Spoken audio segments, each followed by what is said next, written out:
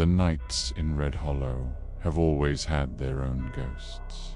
I'd learned to listen to the wind carrying dust between the empty houses, the wooden roofs creaking as if life still existed within them. But that week, something different began to unsettle the town. It wasn't the wind. It wasn't the silence. It was the sound of hooves. At first, I thought they were stray horses from some caravan, but I soon realized I was wrong. Residents would come to me, wide-eyed, swearing that in the middle of the night they heard a horse running round their houses. A steady, heavy sound that sometimes approached, sometimes receded, but never left a trace. No marks in the sand, no sign of a living animal, just the trot echoing in the darkness, as if the desert itself had sprouted legs to remind itself it was still there. I heard it myself. I was sitting in front of the police station, my badge cold on my chest and my hand resting on my holster, when the hooves echoed. They came from far away, cutting through the silence like thunder. Until they got so close, I could feel the ground vibrate beneath my boots. But there was no rider, no horse, just the sound, an echo that seemed to carry through the entire night. Some residents began to pray. Others locked themselves in their homes, as if doors and windows could keep out a spirit. I knew the desert doesn't mess around when something calls your name. It's because it's already decided you're going to listen. And I listened. I listened until I felt those hooves pounding not only on the earth, but inside my own head.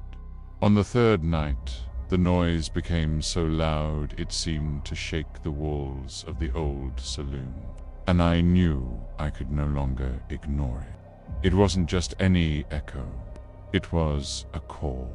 The next night, I didn't wait for the sound to find me within the city. I was the one who walked to the edge of Red Hollow, alone, carrying only my lantern, my revolver, and the weight of the badge pinned to my chest. The desert seemed asleep under the moon, but I knew something was awake there, something not of this world. I stood still, listening. The silence was so profound that even my breathing seemed like a noise. Then, suddenly, the sound of hooves broke through the night. They came like subterranean thunder, at first distant, then closer and closer, making the ground vibrate beneath my boots. And then I saw him. A black horse emerged from the darkness, riderless, running as if carrying within it all the rage the desert had ever swallowed. Its mane blew in the wind, but there was no wind. Its eyes, those eyes, burned like to live coals, illuminating the night unnaturally. Each step left a glowing mark in the sand, as if its hooves were scorching the earth itself. My chest tightened. I touched the badge, and it was hotter than it should have been. It was as if this creature held power over iron, over memory, and even over me. It wasn't just a horse. It was a shadow with flesh, a spirit riding on its own hatred. The animal stopped before me. It stood motionless, breathing a dark vapor that rose like smoke from embers. Its eyes locked with mine, and in that instant I knew it wasn't me watching the beast. It was the beast watching me, weighing down my soul. I could feel within me the fury of someone who had never accepted oblivion. I didn't draw my gun. I knew it would be no use. I just stood there, staring at that presence that seemed to want to rip something from me. Then, as quickly as he'd appeared, the stallion dissolved into black dust, which the wind carried away as if he'd never existed. But the sound didn't go away. The hooves continued to echo inside my mind, as if the desert had marked me forever. After that night, I couldn't close my eyes. The sound of hooves still throbbed in my head, as if each beat echoed inside my chest. It wasn't something I could ignore. I'd learned that in the desert, when the silence is broken in such a strange way, it's because something ancient has begun to breathe again. I decided to seek answers, and there was only one man in Red Hollow who could help me. Dawn Amelia, an old mestizo who lived in isolation on the banks of a dry river that hadn't carried water for years. They said he knew stories not written in any book, stories passed from mouth to mouth, from blood to blood. I walked to his cabin early in the morning and found him sitting under the shade of a dead willow tree, rolling tobacco in corn leaves. His eyes were sunken, and when I raised my hand to shake his, I realized he already knew the reason for my visit. Before I could say a word, he murmured, "You heard, didn't you? The stallion's hooves." I nodded silently. I sat down next to him and asked what that meant. Don Emilio took a deep drag of his tobacco and began speaking in a heavy, almost ceremonial tone. He told me about an Apache tribe that lived in these lands long before Red Hollow existed.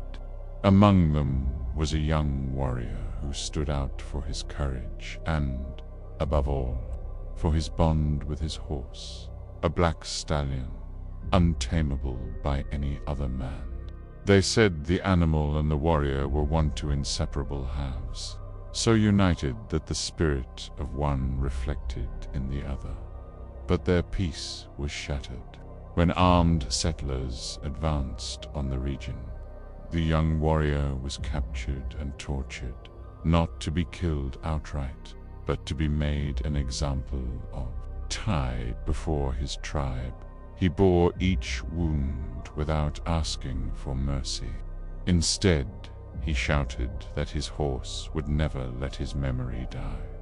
The maddened stallion tried to break the ropes, rush into the circle of weapons, and save his owner. The enraged settler shot the animal dead. He fell on the warrior, and there, together, man and horse breathed their last. The devastated tribe performed a ritual. They buried the two side by side.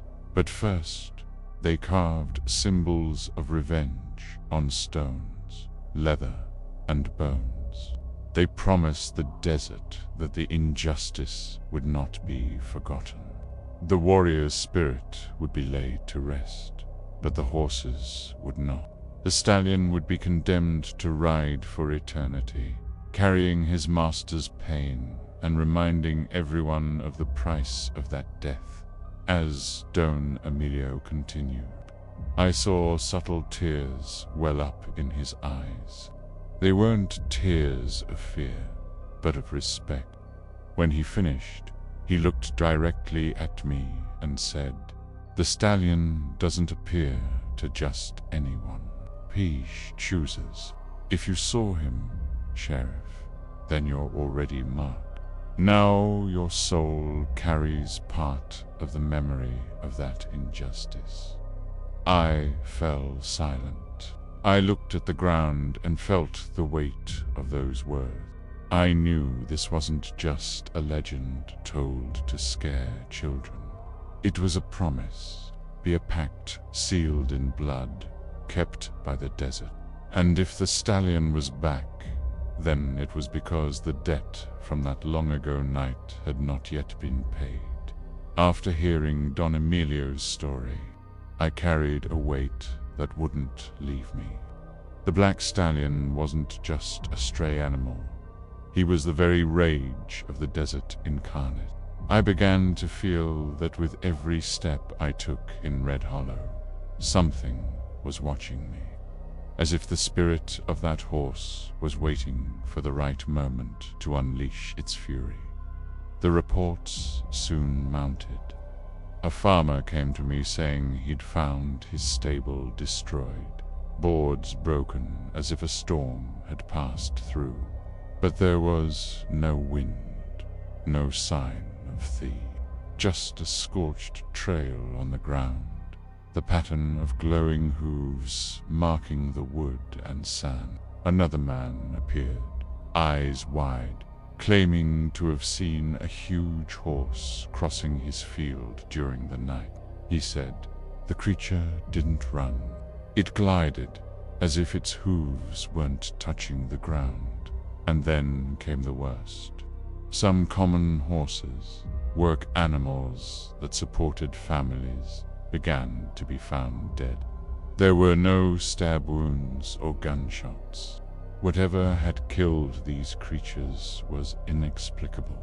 Their eyes were burned, as if embers had been placed in their sockets. There was no blood, no struggle, just sprawled bodies and the heavy silence of those who know they are not dealing with a man's business. That night, I decided to go out alone to patrol the surrounding area. I carried my revolver, but deep down, I knew it was useless. I followed the hoof prints to an area where the desert became more rocky. There, I saw the impossible. The marks weren't just in the sand. They were etched into the stone. No hoof print could leave such a deep mark in solid rock. And yet, there they were, burned as if a hot iron had been pressed into the surface. I heard the sound before I saw the creature. The trot echoed like subterranean thunder, and the air filled with electricity, raising the hairs on the back of my neck. When the stallion appeared before me, I understood that his fury was more than violence. It was memory. He wasn't running to show off or to frighten. He was running because he was trapped, condemned to repeat his master's hatred, his eyes to living flames fixed on me. The desert dust swirled around his body as if obeying his will. I felt my legs weaken, but I remained standing. P neighed, and the sound was not that of an animal, it was a human scream, drawn out, full of pain and vengeance. A scream that pierced my chest like a knife. The stallion charged toward me. The ground shook beneath his hooves, and each step seemed to carry the weight of an invisible army. Instinctively, I reached for my holster, but didn't draw it. I knew no bullet could stop it, so I closed my eyes for a moment and clutched the badge pinned to my chest, feeling the metal burn against my skin. When I opened my eyes again, he was gone. Only the wind blew, carrying with it the smell of smoke and the distant echo of hooves that never ceased. I knew, in that moment, that the horse's fury could not be met with weapons. It was the desert itself collecting an ancient debt, and now that debt was mine as well. After that night, when the stallion nearly ran me over with his fury, I realized there was no point in waiting. He wasn't a shadow that merely prowled. He was a force that hunted me, surrounded me, marked me. Every step I took through the town seemed followed by the echo of invisible hooves. The residents were already terrified, and I knew that if I didn't confront it, Red Hollow would be swallowed by fear until it turned to dust. I waited for nightfall. I put on my hat, checked the weight of the revolver in my waistband, and walked into the desert. The moon was full, illuminating the sandy ground like a stage. I knew he would come. There was no need to call, no need to provoke. The black stallion seemed to read my thoughts, as if we were connected by an invisible thread. The silence was short-lived. Soon the sound began. Tack-tack, tack-tack, heavy, scarred, coming from every direction. The ground vibrated, and so did my chest. I kept my eyes fixed on the horizon until it appeared.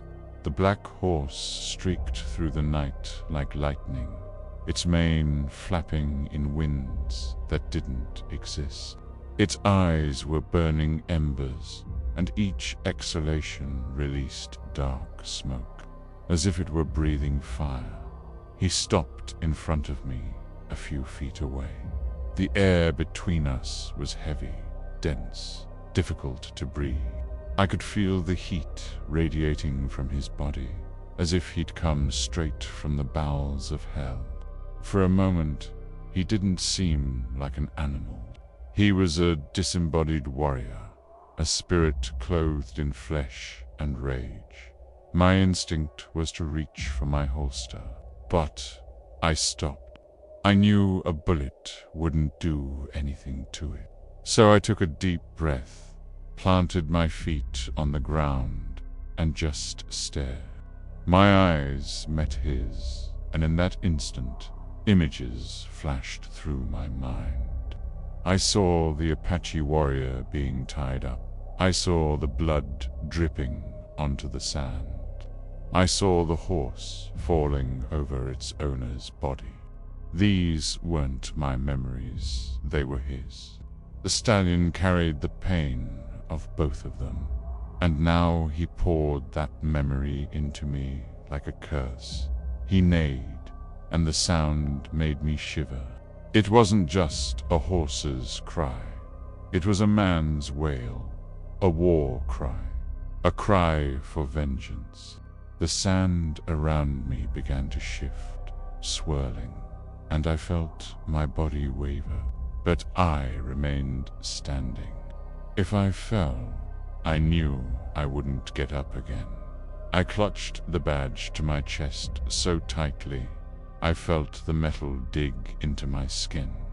It was then that I realized he didn't want my life yet. He wanted my recognition.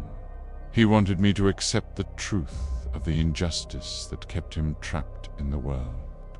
I lowered my hand from the gun and let the silence speak. The stallion remained motionless, staring at me, until suddenly he turned and bolted toward the horizon. His hooves pounded the sand like thunder, and within seconds he was gone, leaving behind only the smell of smoke and the incandescent trail etched into the ground. I stood alone, panting, my heart aflame. The desert was quiet again, but I knew I hadn't won anything. This wasn't a fight. It was just the beginning of a reckoning much bigger than me. I returned to Red Hollow that night with the taste of ash in my mouth. The stallion hadn't killed me, but he hadn't spared me either. He'd left me with a burden no man would want to carry. When I entered the police station, I caught my reflection in the dusty mirror. My eyes were different, as if they still held the glow of the flames I'd encountered in the desert. I tried to rest, but I couldn't. Every time I closed my eyes, I saw the scene of the Apache warrior falling beside his horse, I felt the weight of the earth covering the bodies, heard the chants of vengeance echoing in the darkness. It was as if the memory of that injustice had been seared into me.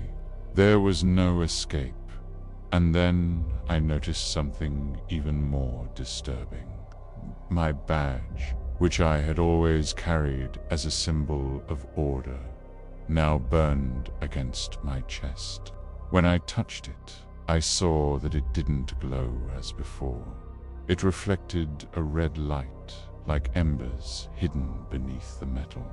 It was a sign that I wasn't just a witness to the curse. I was now part of it. I understood in that moment that the Stallion didn't chase just anyone. He chose. He chose those who needed to remember, those who could never forget the blood spilled on the desert sands. And I was the chosen one. Maybe he'll return tomorrow. Maybe he'll only return when another injustice is committed in Red Hollow. But one thing I'm certain of, as long as the echo of his hooves continues to ring out, the town will never be at peace. Nor will I, Dot, if you've also heard the footsteps of this cursed horse with me. Leave a comment and tell me what you think he's looking for. Don't forget to like this video and subscribe to the channel to continue riding with me through these haunted lands. And be careful, because his hooves still echo in the night. I returned to Red Hollow that night with the taste of ash in my mouth. The Stallion hadn't killed me, but he hadn't spared me either. He'd left me with a burden no man would want to carry. When I entered the police station, I caught my reflection in the dusty mirror. My eyes were different, as if they still held the glow of the flames I'd encountered in the desert. I tried to rest, but I couldn't. Every time I closed my eyes, I saw the scene of the Apache warrior falling beside his horse. I felt the weight of the earth covering the bodies, heard the chants of vengeance echoing in the darkness. It was as if the memory of that injustice had been seared into me. There was no escape, and then I noticed something even more disturbing. My badge, which I had always carried as a symbol of order, now burned against my chest. When I touched it, I saw that it didn't glow as before. It reflected a red light, like embers hidden beneath the metal. It was a sign that I wasn't just a witness to the curse. I was now part of it. I understood in that moment that the Stallion didn't chase just anyone. He chose. He chose those who needed to remember, those who could never forget the blood spilled on the desert sands. And I was the chosen one. Maybe he'll return tomorrow. Maybe he'll only return when another injustice is committed in Red Hollow. But one thing I'm certain of, as long as the echo of his hooves continues to ring out, the town will never be at peace. Nor will I, Dot, if you've also heard the footsteps of this cursed horse with me. Leave a comment and tell me what you think he's looking for. Don't forget to like this video and subscribe to the channel to continue riding with me through these haunted lands. And be careful, because his hooves still echo in the night. Click now on the next video that is already on the screen, before the Stallion comes knocking on your door.